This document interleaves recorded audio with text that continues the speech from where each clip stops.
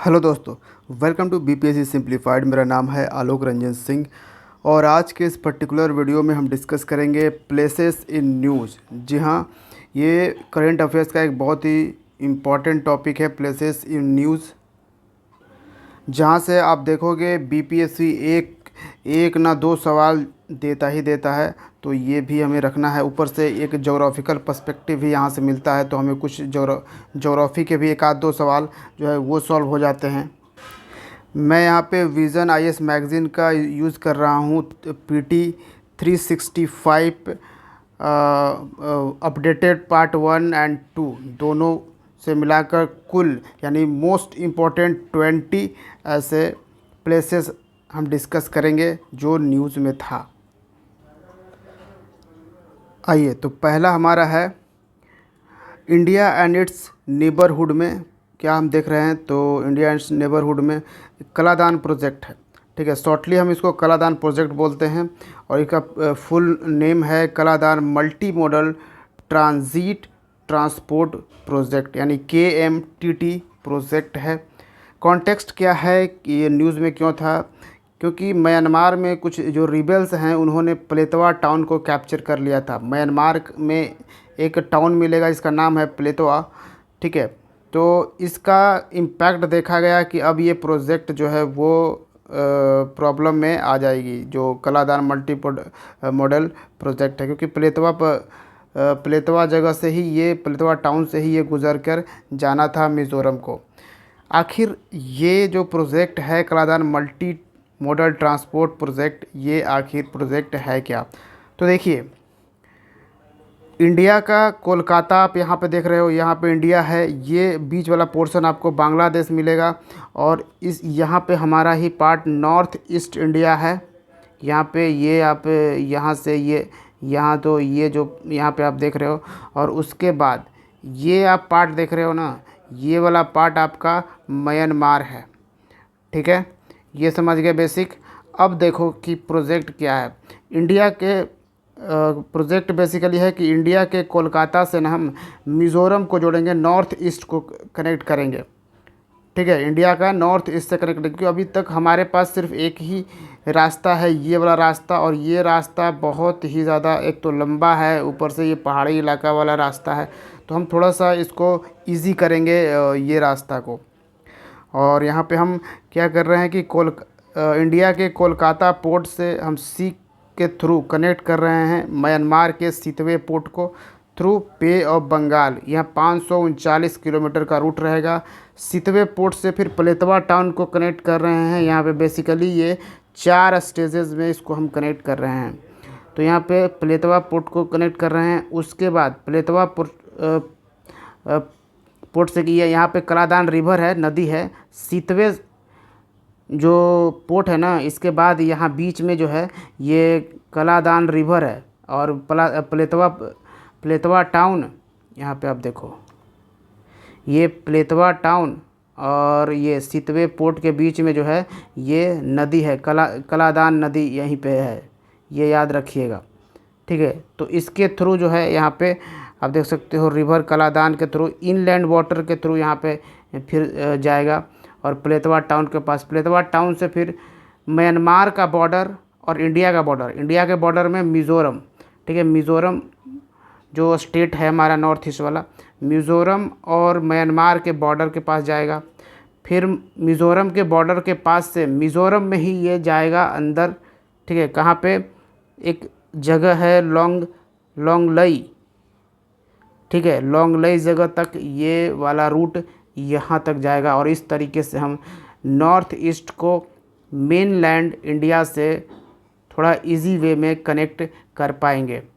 ठीक है, तो ये है हमारा Kaladan multi modal transit project. तो नेक्स्ट पे हम आ जाते हैं। अब साउथ ईस्ट एशिया में हमें कौन सा देखना है, मेकोंग रिवर के बारे में हमें देखना है। तो साउथ ईस्ट एशिया में कौन सी कंट्री जैसे आ जाएगी, जैसे थाईलैंड हो गया, वियतनाम हो गया, इधर म्यांमार हो गया, ये सब क्या है नॉर्थ ईस्ट कंट्रीज़ यहाँ पे जानी जाती है। अब यहीं पे हमारा है मेकोंग नदी न्यूज़ में। मेकोंग नदी जो है वो आपको चाइना से जो जाती है म्यांमार को, म्यांमार म्यांमार से फिर लाओस, वियतनाम में लाओस में जाती है। यहाँ पे देखिए, यहाँ पे ये नदी यहाँ पे आप देख पा रहे हो, ये यहाँ पे जा रही है। उसके बाद थाईलैंड, कैम्बोडिया एंड वियतनाम, फिर से यहाँ पे वियतनाम में ये फिर से पहुँचती है, क्योंकि वियतनाम जो कंट्री है ना, ये कुछ इस तरीके का, देखिए ये जो आप देख पा रहे हो ये है वियतनाम, ये इस तरीके से ये है वियतनाम, ठीक है। तो बीच में यहाँ पे ये लाओस है, ये ऐसे है मतलब एक्चुअली, तो ये बीच में लाओस है, तो यहाँ पर भी जाती है। और फिर बाद में फिर ये थाईलैंड में चली जाती है ये नदी, मेकोंग रिवर, ठीक है। तो ये चीज़ें भी ध्यान रखिएगा। तो क्यों न्यूज़ में था, क्योंकि ये जो मेकोंग डेल्टा आप यहाँ पे देख रहे हो वियतनाम के बिल्कुल साउथ में, तो इस डेल्टा रीजन में ना सॉल्ट वाटर जो है वो शिप होके आ गया, यानी समंदर से इस डेल्टा में इस डेल्टा रीजन में सॉल्ट वाटर आ गया, जिसके कारण बहुत सारी फसलें जो है वो क्या हो गई, बर्बाद हो गई यहाँ पे वियतनाम में, ठीक है। और इसी रीजन को वियतनाम में जो ये रीजन है मेकोंग डेल्टा रीजन, ये वाला जो रीजन है इसको कहा जाता है वियतनाम का राइस बाउल, ठीक है। और ये क्योंकि यहाँ पे ज़्यादा धान वगैरह यहाँ पे ही उगाया जाता है, तो इसलिए ये न्यूज़ में था। ये चीज़ें आप समझिए, ठीक है। बहुत ज़्यादा डिटेल हमको नहीं जाना है, यहाँ पे हमको सिर्फ मैप पे ध्यान रखना है, चीज़ें थोड़ी थोड़ी और ज़्यादा देखना है। फिर यहाँ पे एक टाउन है, टाउन ऑफ लुआंग प्रबांग, ये लाओस है। यहाँ पे आपको मिलेगा टाउन ऑफ लुआंग प्रबांग, जो कि यूनेस्को वर्ल्ड हेरिटेज साइट का इसको दर्जा मिल चुका है, लेकिन ये वर्ल्ड हेरिटेज साइट का दर्जा, ये स्टेटस जो है ये खोने वाला है, क्योंकि यहाँ पे जो मेकोंग नदी ये जो है यहाँ पे बन रहा है डैम प्रोजेक्ट, जो काम चल रहा है, इसके कारण ही ये स्टेटस खोने वाला है, ठीक है। बाकी अगर मेकोंग नदी की देखिए तो ये साउथ ईस्ट एशिया में ओरिजिनेट कर रहा है, यानी कि ये तिब्बत से ओरिजिनेट होकर आता है, ग्लेशियर्स ऑफ तिब्बत, और ये साउथ चाइना सी में ड्रेन कर जाता है। ये आपको दिखेगा, ये साउथ चाइना सी, ठीक है। तो ये यहाँ पे ये ड्रेन कर जाता है, यहाँ पे आप देखो, फिर China, Myanmar, Laos, Thailand, Cambodia and Vietnam में ये जाता है। नेक्स्ट आ जाते हैं, तो नेक्स्ट है इंडोनेशिया। तो फ़िलहाल हमने अभी वियतनाम की बात करी थी, ये वाला यहाँ वियतनाम है। उसके और साउथ में अगर हम जाते हैं तो ये आपका इंडोनेशिया मिलेगा। इंडोनेशिया बेसिकली एक आर्कीपेलागो है, ग्रुप ऑफ आइलैंड्स है, बहुत सारे यहाँ पे आइलैंड्स हैं। और ये न्यूज़ में क्यों था, क्योंकि इंडिया और इंडोनेशिया के डिप्लोमेटिक रिलेशन का 75th एनिवर्सरी जो है वो सेलिब्रेट किया गया था, ठीक है। तो अब आ जाते हैं मैप पे, तो देखें कि इंडोनेशिया के अगर लैंड बॉर्डर की बात करें तो मलेशिया आपको मिलेगा। ये आपको इंडोनेशिया के नॉर्थ में आपको ये मलेशिया आपको दिख रहा है। फिर आपको पपुआ न्यू गिनी दिखेगा ईस्ट में। फिर आपको ईस्ट तिमोर दिखेगा आपको यहाँ पे साउथ वाले में, ठीक है। तो ये तो आपका लैंड बॉर्डर्स क्या है इंडोनेशिया के। और इंडोनेशिया क्योंकि वाटर में है तो इसके वाटर बॉडीज़ जो हैं वो देखिए, तो located off the coast of mainland South East Asia in the Indian and Pacific Ocean. Indian और पैसिफिक ओशन दोनों में ही ये सिचुएटेड है इंडोनेशिया, ये याद रखिएगा।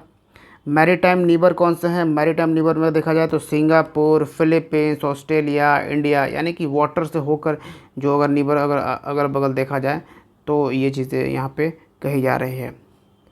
और दूसरे फैक्ट्स अगर हम जानें इंडोनेशिया के बारे में, ठीक है, तो इंडोनेशिया का मैप बिल्कुल ध्यान रखिएगा। इंडोनेशिया के बारे में दूसरे फैक्ट की हम अगर बात करें तो इसके 5 मेन आइलैंड हैं इंडोनेशिया में। वो 5 मेन आइलैंड कौन है, पहले तो सुमात्रा, जावा, कालीमंतन जो है वो 2/3 ऑफ द बोर्नियो आइलैंड है। फिर सुलावेसी और पपुआ, ठीक है। इससे कंफ्यूज मत होइएगा, पपुआ न्यू गिनी से कंफ्यूज मत होइएगा, इसका सिर्फ है पपुआ।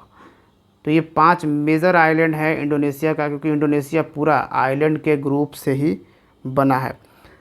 यहाँ इतना ही नहीं, इंडोनेशिया जो है 3 मेजर टेक्टोनिक प्लेट्स में आता है। कौन कौन सा, इंडियन, ऑस्ट्रेलियन और फिर यूरेशियन और पैसिफिक टेक्टोनिक प्लेट, ये तीनों प्लेट में आ जाता है, याद रखिएगा। फिर Java trench is the deepest point of the Indian ocean. Indian ocean का जो जावा ट्रेंच है वो सबसे डीपेस्ट है, वो भी यहीं पे आता है। हाईएस्ट पीक क्या मिलेगा आपको इंडोनेशिया का, वो पंकक जाया, ये यहाँ पे देखने को मिल जाता है। तो नेक्स्ट आ जाते हैं, तो हम अगला पढ़ेंगे गल्फ़ ऑफ टोंकिन के बारे में। ठीक है, गल्फ़ ऑफ टोंकिन। तो चाइना ने डीलिनिएटेड किया है baseline in the Gulf of Tonkin known as Chinese Beibu Gulf. तो गल्फ़ ऑफ टोंकिन को चाइना क्या बुलाता है, बेबू गल्फ़ बोलता है, वो ये अपना गल्फ़ मानता है, तो इसको गल्फ़ ऑफ टोंकिन को बेबू गल्फ़ बोलता है। और इसने बेस लाइन जो है ना वो डीलिनिएट किया है, यानी कि फिर से इसको अलग बेस लाइन दिया है। पहले कुछ अलग बेस लाइन था, जैसे मान लो कि इसका बेस लाइन है कि गल्फ़ ऑफ टोंकिन यहाँ तक है, तो इसने कोई बढ़ा के यहाँ पे कर दिया। ठीक है, तो इस तरीके का यहाँ पे आप देखोगे तो ये अभी हमने बात करी थी वियतनाम का, ये जो कोई ये वाला जो पूरा पार्ट आपको दिख रहा है ये वियतनाम है। वियतनाम के इस तरफ आपको ये जो पार्ट थोड़ा सा दिख रहा है ये है गल्फ़ ऑफ टोंकिन। ठीक है, क्या है, गल्फ़ ऑफ टोंकिन है, और ये वाला पूरा इधर ये साउथ चाइना सी है। तो अगर इंटरनेशनल एक जो लॉज है मैरीटाइम के लिए, जिसको हम यूएन क्लॉज कहते हैं, यूएन क्लॉज 1982, ये यूज़ किया जाता है to determine the limits to territorial waters, कि कितना पे आपका रहेगा या एक्सक्लूसिव इकोनॉमिक जोन। तो एक कंट्री के एक्सक्लूसिव इकोनॉमिक जोन और टेरिटोरियल वाटर्स के क्या लिमिट होंगे ये बताता है। ठीक है, बेस लाइन। लेकिन यहाँ पे चाइना जो है अपना ही यहाँ पे बेस लाइन बना रहा है। ठीक है, ये चीज़ें यहाँ पे न्यूज़ में रही है। लैंड बॉर्डर देखिए तो Gulf of Tonkin is located off the coast of northern Vietnam, यहाँ पे है नॉर्दर्न वियतनाम के कोस्ट के पास लोकेटेड है, एंड सदर्न चाइना, और ये वाला पार्ट जो है चाइना के साउथ में लोकेटेड है। ठीक है, until now both countries have the maintained friendly relations in the Gulf despite their overlapping claims in the South China Sea। ठीक है, तो ये डिस्प्यूट चलता है। Water body the Red River which flows across China and Vietnam empties into this Gulf. अब एक red river है, लाल नदी, जो कि चाइना और वियतनाम दोनों में बहती है, वो कहाँ पे जाकर गिरती है, तो इसी गल्फ़ ऑफ टोंकिन में जाकर गिरती है। ठीक है, तो ये यहाँ पे याद रखिएगा ये वाला पार्ट। नेक्स्ट हम आते हैं यहाँ पर, देखिए ये एक बहुत इम्पॉर्टेंट है, ब्लू लाइन। ठीक है, ब्लू लाइन क्या है, देखिए इज़राइल और यूक्रेन का युद्ध चल रहा है, ये आप देख रहे हो ये इज़राइल है। लेकिन उसमें आपको एक न्यूज़ और सुनने को मिला होगा कि हिजबुल्लाह ने इज़राइल को अटैक किया है। और हिजबुल्लाह कहाँ पे रहता है, हिजबुल्लाह रहता है लेबनान में। तो इज़राइल के नॉर्थ बाउंड्री पे देखो ये वाला जो कलर मैं यहाँ पे देखो मैं कलर कर रहा हूँ ब्लू वाले से, ये जो देख रहे हो, ये जो देख रहे हो यहाँ पे ये जो बाउंड्री है इसी को बोला जाता है ब्लू लाइन। ठीक है, तो ब्लू लाइन किसके किसके बीच में है, इज़राइल और लेबनान के बीच में ये ब्लू लाइन एग्जिस्ट करता है। बेसिकली कॉन्टेक्स्ट क्या है कि US envoy to Lebanon emphasise situation along the Blue Line has to change to guarantee peace and security.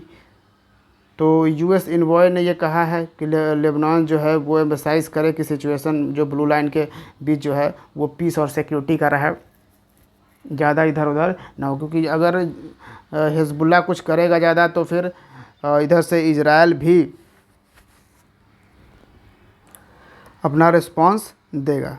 ठीक है, तो ब्लू लाइन है, Israel and Lebanon have no official border, कोई नहीं है separating them except Blue Line. Blue Line ही इन दोनों को सेपरेट करता है, और ये सेट किया गया था, यूनाइटेड नेशन ने सेट किया था 2000 ईस्वी में। ठीक है, ये याद रखिएगा। It is made blue barrels and runs from Mediterranean to the Golan Heights. अब ये जो बाउंड्री है, जो ब्लू लाइन है, ये कहाँ से आता है, ये आपको मेडिटेरेनियन सी मिल जाएगा। ये वाला जो पार्ट इधर देख रहे हो ये मेडिटेरेनियन सी है, तो ये मेडिटेरेनियन सी से लेकर ये आपका गोलन हाइट्स है। इस गोलन हाइट्स पे इज़राइल और इसका पैलेस्टीनियन का यहाँ पे डिस्प्यूट था, ठीक है। फिर गोलन हाइट्स को डोनाल्ड ट्रंप ने फिर ये क्या कर दिया था कि इज़राइल को दे दिया था। तो गोलन हाइट्स तक, मेडिटेरेनियन सी से गोलन हाइट तक ये ब्लू लाइन यहाँ पे एग्जिस्ट करता है। तो ये है, ठीक है। नेक्स्ट पे आ जाते हैं। यहाँ पे अब हम जो है अमेरिकन कॉन्टिनेंट की बात करेंगे। तो अमेरिकन कॉन्टिनेंट में हमें क्या देखना है, निकारागुआ देखना है, ठीक है। अमेरिकन कॉन्टिनेंट ये आपका यूएसए है, यहाँ पे नॉर्थ अमेरिका यहाँ ये आपको मिल जाएगा। और ये आप ये वाला जो पार्ट देख रहे हो कोलंबिया, ये साउथ अमेरिका का पार्ट है, ठीक है। नॉर्थ अमेरिका और साउथ अमेरिका, यहाँ पे हम बात कर रहे हैं निकारागुआ के। तो निकारागुआ आपको यहाँ पे मिल जाएगा। ये वाला देखो, ये थोड़ा सा यहाँ पे ये पार्ट जो है ये निकारागुआ है यहाँ पे, ठीक है। बिल्कुल सेंट्रल अमेरिका में, अमेरिकन कंट्रीज़ में आप देख सकते हो। तो recently Nicaragua bound plane carrying Indians was grounded in France over concerns of human trafficking. अब निकारागुआ से प्लेन जो है इंडिया को आ रही थी, लेकिन यहाँ पे फ्रांस ने इसको ह्यूमन ट्रैफिकिंग के केस में, कंसर्न में वो कहा कि आप यहाँ पे उतार दीजिए, ठीक है। तो फ्रांस में जब वो प्लेन गई तो फ्रांस में उसको रोक लिया गया, होल्ड कर लिया गया कि इसमें ह्यूमन ट्रैफिकिंग हो रही है इसके लिए। तो इस कारण ये न्यूज़ में था निकारागुआ, ठीक है। अब यहाँ पे आप देखिए तो निकारागुआ के लैंड बॉर्डर्स में नॉर्थ में आपको होंडुरास दिखेंगे। ये है आपका होंडुरास। और कोस्टा रिका आपको साउथ में दिखेगा। ये वाला पार्ट, ये जो पार्ट है कोस्टा रिका, यहाँ पे अब दिख रहा है आपको। फिर अगर वाटर बॉडीज़ में देखिए तो कैरेबियन सी आपको मिलेंगे, इस तरफ कैरेबियन सी आपको मिल रहे हैं ईस्ट में, ठीक है। निकारागुआ के ईस्ट में कैरेबियन सी, और इसके वेस्ट में कौन सा, ये वाला कौन सा है, ये पैसिफिक ओशन है, ठीक। और ऑब्वियसली ये तो आपको पता ही है कि ये अब आपका सेंट्रल अमेरिका में है निकारागुआ। कैपिटल याद रखिएगा, ये है मानागुआ। निकारागुआ का कैपिटल मानागुआ। अब आगे आ जाते हैं। तो नेक्स्ट हमको पढ़ना है इसमें बहुत इंपॉर्टेंट ग्रीनलैंड के बारे में। ये ऑलरेडी इससे रिलेटेड सवाल पूछ चुका है बीपीएससी। आगे भी हम ऐसा उम्मीद करके चलते हैं, इसके बारे में जान के रखते हैं। तो ग्रीनलैंड का जो कैपिटल आपको मिलेगा नुक। क्या है कैपिटल? नुक है कैपिटल। क्या कॉन्टेक्स्ट है?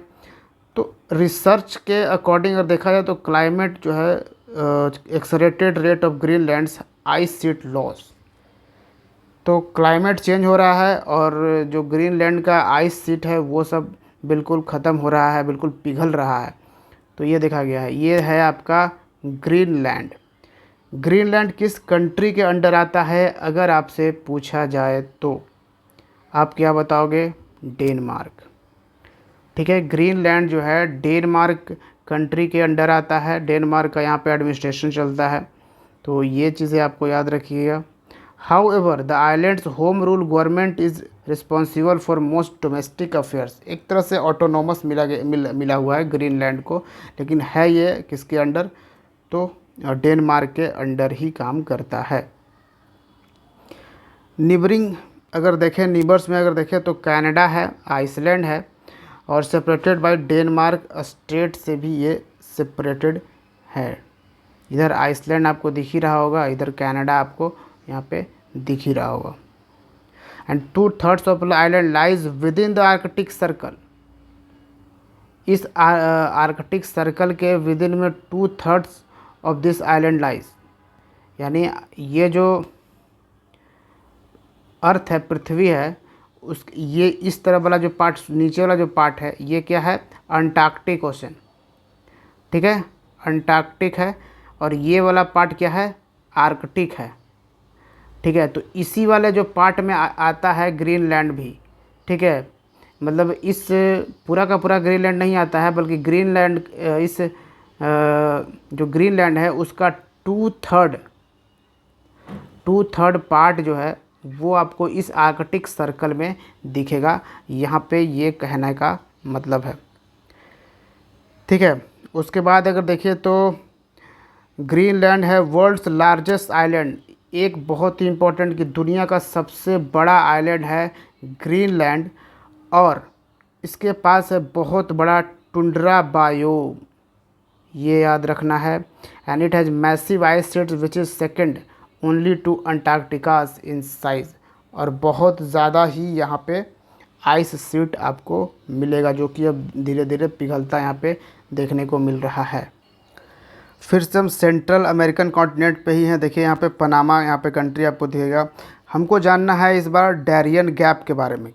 डैरियन गैप आपको कहाँ मिलेगा, तो यहाँ पे आप देख रहे हो, तो सेंट्रल अमेरिकन जो कंट्रीज़ हैं वहीं पे आपको डैरियन गैप भी मिलेगा। डैरियन गैप इसलिए न्यूज़ में था क्योंकि इलीगल माइग्रेशन यहाँ पे बहुत ही ज़्यादा तेज़ी से बढ़ रहा है। दुनिया में सबसे ज़्यादा ख़तरनाक यहाँ पे इलीगल माइनिंग हो रहा है, यानी कि world's most dangerous and fastest growing border cross हो रहा है।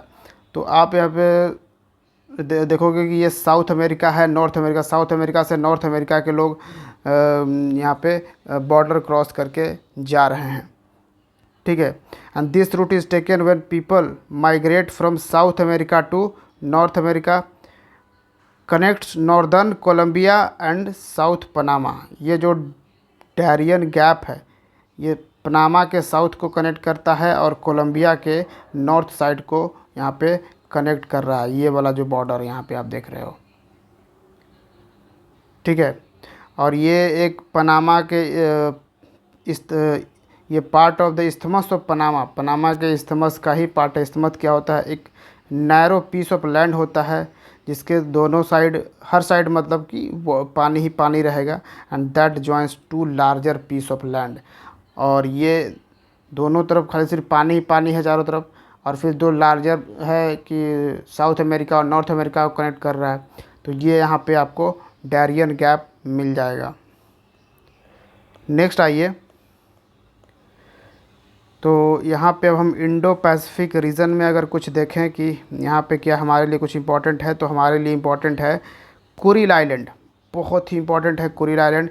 कुरिल आइलैंड में अर्थक्वेक 6.3 मैग्नीट्यूड का देखा गया था, इसलिए कुरिल आइलैंड जो है न्यूज़ में था। अब यहाँ पे अगर आप देखो ना कुरिल आइलैंड, तो ये आपको मिल जाएगा पैसिफिक ओशन में, और पैसिफिक ओशन और सी ऑफ ओखोस के बीच में आपको दिख रहा होगा कुरिल आइलैंड यहाँ पे, ठीक है। अब यहाँ पे बात ये है, कुरिल आइलैंड आपको ये दिख रहा है, और ये है कमचटका पेनिनसुला। ये वाला जो पार्ट आप देख रहे हो ये कमचटका पेनिनसुला है। और दूसरी तरफ जापान का आप देखो होकाइडो आइलैंड है यहाँ पे, ये वाला और ये वाला, इन दोनों को कनेक्ट करता है कुरिल आइलैंड, ठीक है। ये एक पूरा आर्कीपेलागो है कुरिल आइलैंड भी, और ये एक्सटेंड करता है कि, और ये जो कमचटका पेनिनसुला है ना, ये रसिया में है, रूस में है। तो इस रूस के कमचटका पेनिनसुला को कनेक्ट करता है जापान के होकाइडो आइलैंड को से। कौन सा आइलैंड? Kuril island. और इस कुरिल आइलैंड पर रसिया और जापान का जो है ना डिस्प्यूट रहता है हमेशा। ये रसिया बोलता है कि ये मेरे अंडर है, और जापान बोलता है कि कुरिल आइलैंड मेरा है। और कुरिल आइलैंड को अगर देखो तो सी ऑफ ओखोत्स्क और पैसिफिक ओशन को भी डिवाइड कर रहा है, यहाँ पे देख रहे हो यहाँ पे, ठीक है। फिर Russia and Japan both assert sovereignty over the 4 islands, यहाँ पे आप देख ही पा रहे होगे।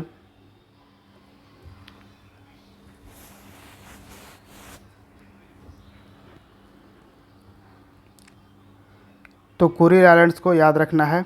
नेक्स्ट हम आ जाते हैं जापान, ठीक है। तो Japan starts 4th discharge of nuclear contaminated water despite backless.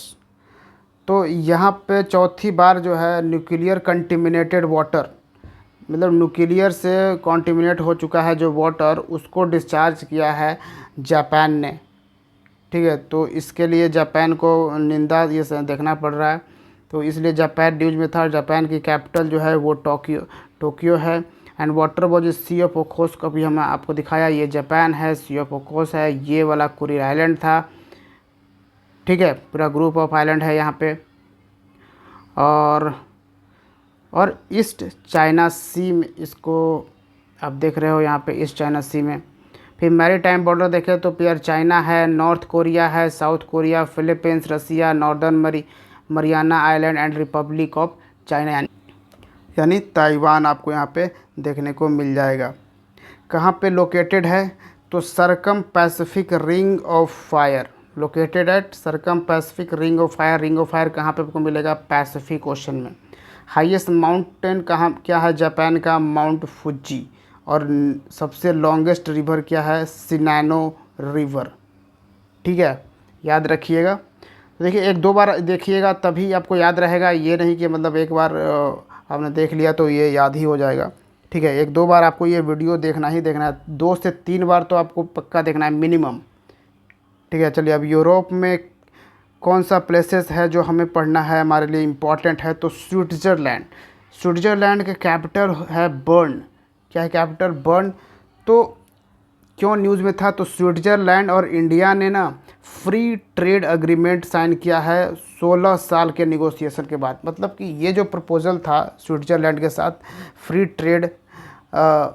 Trade agreement का, वो 16 साल पहले रखा गया था प्रपोज़ल, और अभी यहाँ पे हाल फिलहाल में ये साइन कर लिया गया है।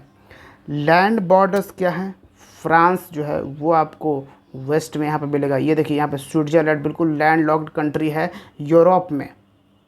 ठीक है, हम बात यूरोप की कर रहे हैं, लैंड लॉक्ड बिल्कुल है। और ये यहाँ पे आप देख रहे हो फ्रांस वेस्ट में, जर्मनी आपको यहाँ पे मिल जाएगा, और इसके साथ ही ऑस्ट्रिया एंड लिस्टेनस्टीन मिलेगा आपको ईस्ट में। ऑस्ट्रिया, लिस्टेनस्टीन ये ईस्ट में मिल गया। और इटली साउथ में आपको यहाँ पे इटली भी स्विट्ज़रलैंड के मिल जाएगा। ये एक लैंड लॉक्ड कंट्री है, सेंट्रल यूरोप में आपको मिलेगा। और स्विट्ज़रलैंड जो है यहाँ की जो मेजर रिवर है वो रिवर राइन है, रोन है, और माउंटेन रेंजेस अल्प्स है, जूरा है, ये सारे माउंटेन रेंजेस भी आपको स्विट्ज़रलैंड में मिल जाएंगे। तो याद रखिएगा बिल्कुल सेंट्रल पार्ट में आपको, यूरोप के सेंट्रल पार्ट में यहाँ पे स्विट्ज़रलैंड मिलेगा। और यहाँ पे आपको ये है यूनाइटेड किंगडम। ठीक है, तो यहाँ थोड़ा सा आपको ध्यान रखना है। नेक्स्ट हम आ जाते हैं, हमें क्या देखना है इम्पोर्टेंट? हमें देखना है बाल्टिक सी। ठीक है, मोस्ट इम्पोर्टेंट, याद रखिएगा। कॉन्टेक्स्ट क्या है कि Russia accuse Ukraine of an attack on a gas terminal at the Baltic port at Ust Ust Luga. Russia ने एक्यूज़ किया है यूक्रेन को कि यूक्रेन ने अटैक कर दिया है गैस टर्मिनल को, जो बाल्टिक सी बाल्टिक पोर्ट पर यहाँ पे अटैक किया था। तो ये रीज़न था, यानी ये कॉन्टेक्स्ट था, ये न्यूज़ में इसलिए था। लैंड बॉर्डर्स अगर देखें बाल्टिक सी की, तो encompasses the marine basin between Sweden, यहाँ आपको स्वीडन दिखेगा। फिनलैंड आपको, ये तो गल्फ ऑफ यहाँ पे आ गया। बाल्टिक सी यहाँ पे आपको दिख रहा है, बाल्टिक सी पूरा। और ये कंट्री देखिए एस्टोनिया, लातविया, लिथुआनिया, ये तीनों, इस कंट्री को हम बाल्टिक कंट्री भी बोलते हैं। ठीक है, बाल्टिक कंट्री है, और क्योंकि ये बाल्टिक सी से अपना बॉर्डर शेयर करता है तो ये बाल्टिक कंट्री इसको कहा जाता है। यहाँ एक अब छोटा सा देख रहे हो कलिनग्राड, ये वाला जो पार्ट है, ये वाला पार्ट जो है, ये एक छोटा सा पार्ट है। ठीक है, इसको मैं थोड़ा सा जूम कर दिखाता हूँ। ये जो अब पार्ट देख रहे हो, ये जो पार्ट है, ये कलिनग्राड, ये रसिया का पार्ट है। ठीक है, ये रीजन जो है रसिया के कब्ज़े में है, ये भी याद आपको रखनी है। ठीक, उसके बाद वाटर बॉडीज़ आप देखो, तो it receive the Vistula and Oder rivers. यहाँ पे बाल्टिक सी में विस्तुल्ला और ओडर रिवर आके गिरती है। अदर फैक्ट्स क्या देखें तो youngest sea on the planet, Baltic Sea जो है वो पूरे प्लानट पे सबसे यंगेस्ट सी आपको मिलेंगे। Almost enclose experiencing near Arctic conditions and is one of the world's largest brackish water, और दुनिया का सबसे बड़ा ब्रैकिश वाटर भी आपको बाल्टिक सी में मिलेगा। And threats to its biodiversity include eutrophication, destruction, fishing, invasive species. मतलब इसके जो बायोडाइवर्सिटी को थ्रेट्स भी हैं काफ़ी, यूट्रोफिकेशन के कारण, destructive destructive fishing, invasive species यहाँ पे आ रहे हैं, तो इसके कारण भी थ्रेट देखने को मिल रहा है। तो यहाँ पे मेन पॉइंट यही है कि ये है बाल्टिक सी और ये है Baltic country Lithuania, Latvia and Estonia. हालांकि बाल्टिक सी से स्वीडन भी लगता है, लेकिन स्वीडन जो है वो आपका बाल्टिक सी एक्चुअली बाल्टिक कंट्री नहीं है। ठीक है, नेक्स्ट हमारा है और आ जाता है जो हमारे लिए मोस्ट इम्पोर्टेंट आ जाता है, वो आप अफ्रीका में कुछ आ जाते हैं। ठीक है, अफ्रीका कॉन्टिनेंट में क्या था, तो लेक विक्टोरिया की बात हम कर रहे हैं। लेक विक्टोरिया से लास्ट बीपीएससी में सवाल भी पूछा गया था, तो देख लेते हैं। Centre for Science and Environment in association with Tanzania is working to restore Lake Victoria. ये आपको यहाँ पर मिलेगा लेक विक्टोरिया। ये हम बात कर रहे हैं अफ्रीकी कॉन्टिनेंट में। ठीक है, लेक विक्टोरिया, और it is the chief reservoir of river Nile. जो रिवर नाइल जो है पूरे अफ्रीका में गुजरती है, उसका चीफ रिजर्वायर है and it's basin is shared by. अब लेक विक्टोरिया जो कहाँ कहाँ तक फैला हुआ है, इसका बेसिन जो है आप देख सकते हो, केन्या है, युगांडा है, रवांडा है, ठीक है, बुरुंडी है, तंजानिया है। ये सारी कंट्रीज़ में जो है लेक विक्टोरिया का ये किसको, क्योंकि ये जो लेक है ये ख़त्म होता जा रहा है, सूखता जा रहा है, जिसके कारण इसको रीस्टोर करने के लिए ही यहाँ पे ये न्यूज़ में रहा है। और ये फ्रेश वाटर लेक है अफ्रीका में। यहाँ पे याद रखिएगा approximately 80% of its water comes from rainfall. तो ये सूख क्यों रहा है, क्योंकि इसका 80% जो वाटर है ना वो बारिश से ही होता है, बारिश से ही इसकी पानी आती है। तो बारिश जब नहीं होगा तो ये ऑब्वियसली ये सूखना शुरू हो जाएगा। ठीक है, अगला आ जाते हैं हम सोमालिया के बारे में देखेंगे। ये भी हम अफ्रीकी कॉन्टिनेंट में ही देख रहे हैं। यहाँ पे आप देख सकते हो हॉर्न ऑफ अफ्रीका जिसको कहा जाता है, उसमें ये कंट्री भी आता है, इथोपिया, सोमालिया, यहाँ पे आप देख रहे हो। और ये अरबियन सी है, रेड सी है, यहाँ पे इंडियन ओशन आपको दिखेगा, गल्फ़ ऑफ एडन, ये वाला जगह आपको गल्फ़ ऑफ एडन दिखेगा। ठीक है, और सोमालिया का तो बार बार सुनते ही होगे आप सोमालिया पायरेट्स के बारे में। तो ये कॉन्टेक्स्ट भी यही है कि Indian navy fights for the attempts of Somali pirates using hijacked MV रूएन।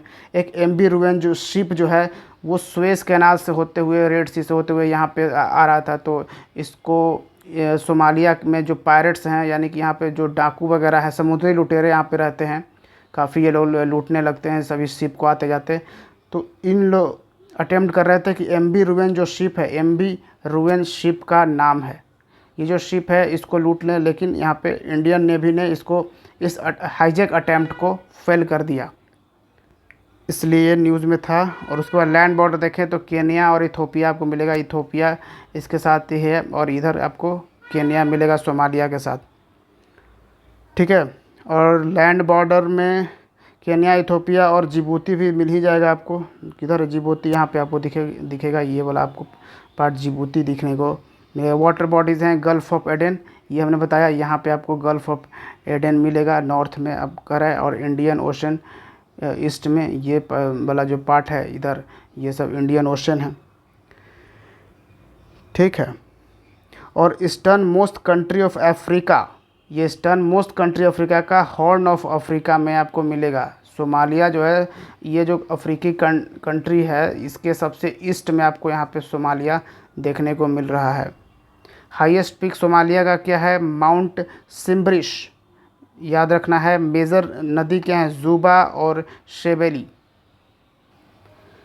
चलिए नेक्स्ट आ जाते हैं, नेक्स्ट आ जाता है हमारा मॉरिटानिया। मॉरिटानिया जो है इसके कैपिटल आपको मिलेंगे नौकचोट। क्या है कैपिटल, नौकचोट।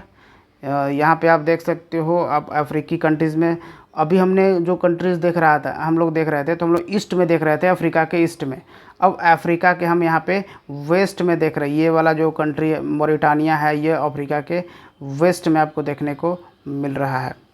तो क्यों था न्यूज़ में, तो India and Mauritania held their first foreign office consultation in नोआकचोट।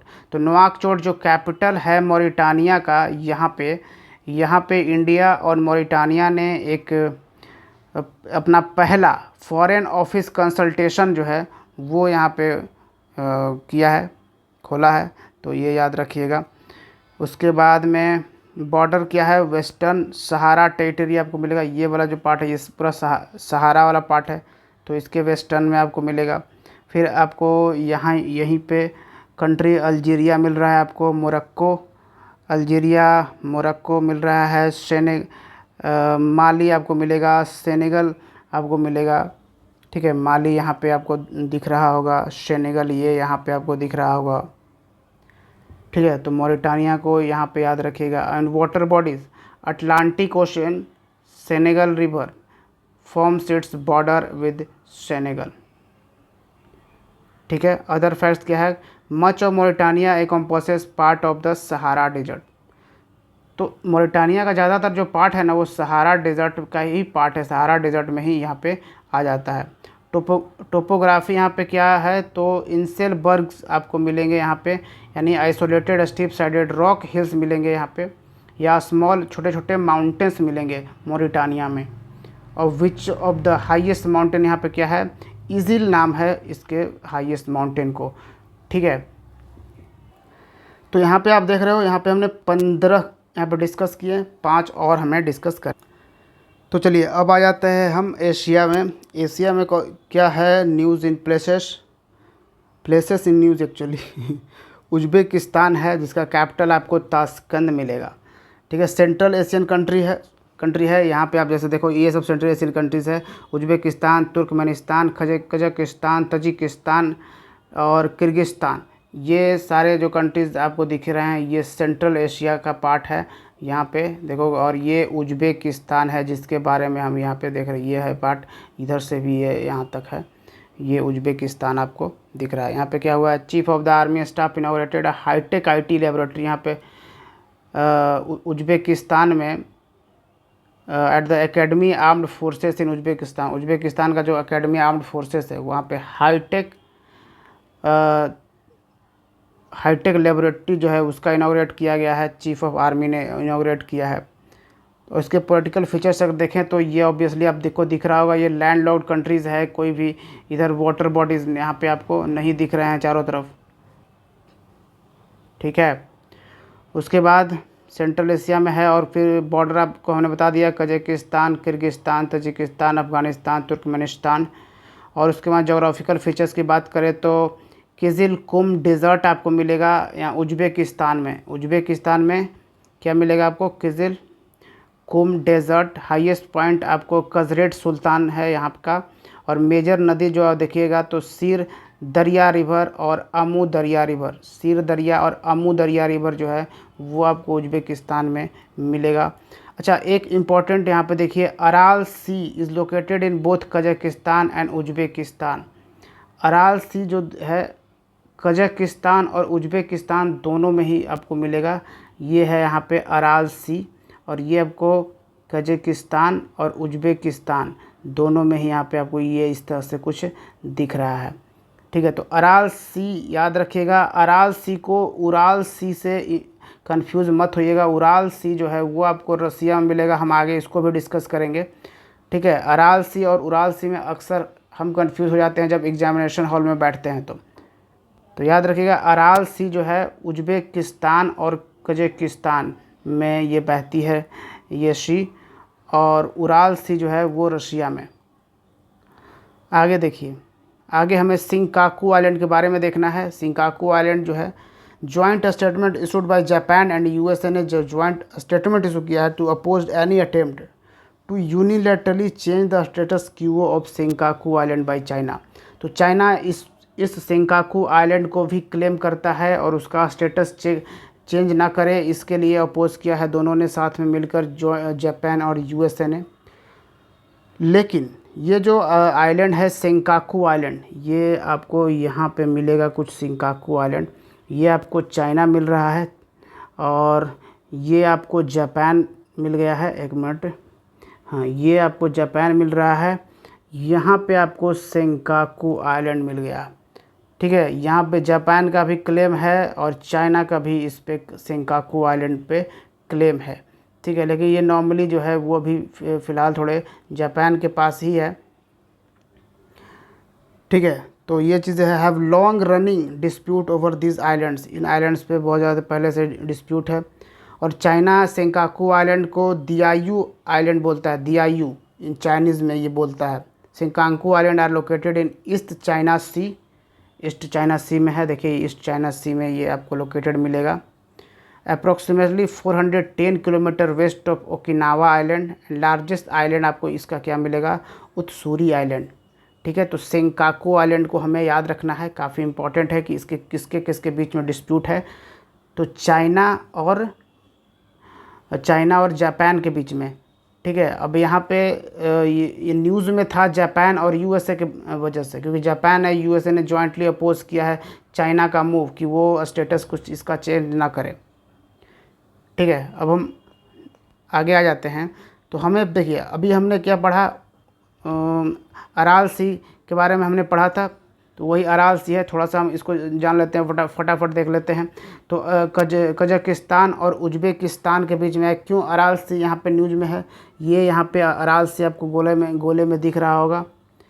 ठीक है, a study has found that desert which emerge due to drying up of the Aral Sea has made Central Asia a much dustier places.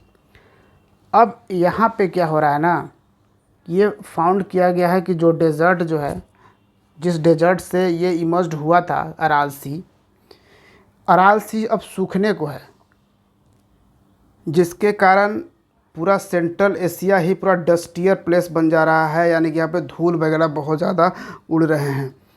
ठीक है, इसलिए ये news में था। And it was once large salt water lake of Central Asia, ये Central Asia का कभी बहुत बड़ा साल्ट वाटर लेक हुआ करता था। और अभी हमने देखा कजाकिस्तान और उज्बेकिस्तान दोनों में ही ये रिवर बहती है। कजाकिस्तान आपको यहाँ पर दिखेगा। ठीक है, तो ये चीज़ें भी ध्यान रखिएगा। उसके बाद दूसरे अगर कुछ इंपॉर्टेंट हैं तो lakes that shrunk in last few decade, और सेंट्रल एशिया में ही कुछ लेक्स जो लास्ट फ्यू डिकेड्स में बिल्कुल सिकुड़ गए हैं, वो है लेक उर्मिया और लेक हेमोम। ठीक है, कौन सा, लेक उर्मिया और लेक हेमोम, ये याद रखना है। फिर अब हमारे पास दो और है, अभी अराल से हमने पढ़ा, अब उराल रिवर हम पढ़ रहे हैं। यहाँ पे देखिए rise in water level, Ural river में जो है वाटर लेवल बढ़ गया, जिसके कारण 10,000 होम जो हैं वो रसिया में, पूरे रसिया में 10,000 होम जो हैं वो इम्पैक्ट हुए हैं उराल रिवर में पानी के बढ़ जाने से। ठीक है, ये उराल रिवर है, आप देख रहे हो, ये कैस्पियन सी में आकर मिल रही है, ये रशिया है, यहाँ पे आप देख रहे हो। ठीक, और यहाँ पे आप देखो 2428 kilometre long river that flows through Russia and Kazakhstan. अब ये जो नदी है उराल, ये रसिया और कजाकिस्तान, ये कजाकिस्तान है, तो रशिया और कजाकिस्तान दोनों के बीच में ये बह रही है Ural river. Along the continental boundary between Europe and Asia, Asia Europe के कॉन्टिनेंटल बाउंड्री के ओरिजिनेट्स इन उराल माउंटेन से, उराल माउंटेन से ये ओरिजिनेट होता है और कैस्पियन सी में यहाँ पे ये गिर जाता है। ठीक है, it is Europe's third longest river after Volga and Danube. Europe की सबसे लॉन्गेस्ट नदी कौन सी है, तो वो आप बोलोगे वोल्गा, और सेकंड सबसे लंबी नदी वो है डेन्यूब, और ये थर्ड कौन सी है, तो भैया यही है उराल। ठीक है, ये यूरोप की थर्ड लॉन्गेस्ट रिवर है, ये आपको ध्यान रखना है। Melting snow constitute about 60 to 70% of the reverse water source. तो उराल रिवर हमने देख लिया, अराल रिवर भी देख लिया, अराल सी भी हमने देख लिया। तो यहाँ पे अब हम आ जाते हैं अपने लास्ट। ठीक है, लास्ट ये इम्पॉर्टेंट है। ठीक है, लास्ट 10 and 20 जो प्लेसेस इन न्यूज़ है, अफर ट्रेंगल के बारे में हमको देखना है। कौन सा ट्रेंगल है ये, अफर ट्रेंगल, ये आपको देखना है। तो हमने अभी हमने देखा था सोमालिया के बारे में हमने देखा था, उसके पहले यानी कि ये जो है अफ्रीकी कॉन्टिनेंट है। ठीक है, और ये वाली जो है ये गल्फ़ है। और यहाँ पे आप देखो तो ये जो लाइनिंग है ये इसी को कहा जाता है अपर ट्रायंगल। ठीक है, अपर ट्रायंगल ये कहाँ पे है? गल्फ़ ऑफ एडन हमने बताया था आपको। रेड सी है, इंडियन प्लेट यहाँ पे आपको दिख रहा होगा, इंडियन ओशन यहाँ पे आपको दिख रहा होगा, अरबियन सी यहाँ पे आपको दिख रहा है। यहाँ पे ये अफ्रीका के और ये इसके बीच में इसको जो बोला जाता है इसको अपर ट्रायंगल बोला जाता है। और ये हॉर्न ऑफ अफ्रीका में आता है ये अपर ट्रायंगल। यहाँ पे कहा जाता है कि यहाँ पे पोटेंशियल है, जियोलॉजिस्ट क्या कह रहे हैं कि यहाँ पे पोटेंशियल है कि यहाँ पे नए ओशन जो है अपर ट्रायंगल में इमर्जेंस हो सकता है। अपर ट्रायंगल में एक नया ओशन का इमर्जेंस देखने को मिल सकता है, क्योंकि अपर डिप्रेशन यहाँ पे देखने को मिल रहा है। और upper triangle represent northern most portion of the Great Rift Valley. तो ग्रेट रिफ्ट वैली का ये नॉर्दर्न मोस्ट प्लेस है and it is one of the most geological active regions on Earth. सबसे ज़्यादा एक्टिव है। Where Nubian, Somali, Arabian plates converge. यही वो जगह है अपर ट्रायंगल जहाँ पे नूबियन प्लेट, सोमालियन प्लेट और अरेबियन प्लेट जो है वो कन्वर्ज कर रही है। ठीक है, तो ये चीज़ें भी आपको ध्यान रखनी है। It will be inundated by Red Sea and the Gulf of Aden. Red Sea यहाँ पे ये है, गल्फ ऑफ ये एडन है। ठीक है, when new ocean basin will be formed, this could lead to birth of the distinct continent of East Africa and encompasses section of Eritrea, Djibouti, Ethiopia. ठीक है, ये यहाँ पे जो सेक्शन आ जाता है एरिटेरिया आ जाएगा, एरिटेरिया अफ्रीकी कंट्री, और इथोपिया, जिबूती ये सब आ जाएगा। फिर एक इम्पॉर्टेंट चीज़ हम यहाँ पे याद रखेंगे अवास नदी के बारे में, कि अपर ट्रायंगल जो है ना, अवास river is the main river that flows through the upper triangle. ये जो अपर ट्रायंगल हम यहाँ पे कहते हैं, इसको जो अपर ट्रायंगल कहा जाता है, इसके थ्रू एक मोस्ट इम्पॉर्टेंट नदी फ्लो करती है अपर ट्रायंगल से, और वो है अवास रिवर। क्या नाम है इसका? अवास रिवर। ये आपको याद रखनी है। तो इस तरीके से हमने complete most important places in news discuss कर लिया है। उम्मीद है आपको पसंद आया होगा। तो ठीक है, फिर बीपीएससी सिंप्लीफाइड को सब्सक्राइब ज़रूर करिएगा और हमारे टेलीग्राम चैनल से ज़रूर जुड़िए, क्योंकि वहाँ पे आपको कई स्टडी मटेरियल्स हम प्रोवाइड करते रहते हैं। Thank you for watching. जय हिंद।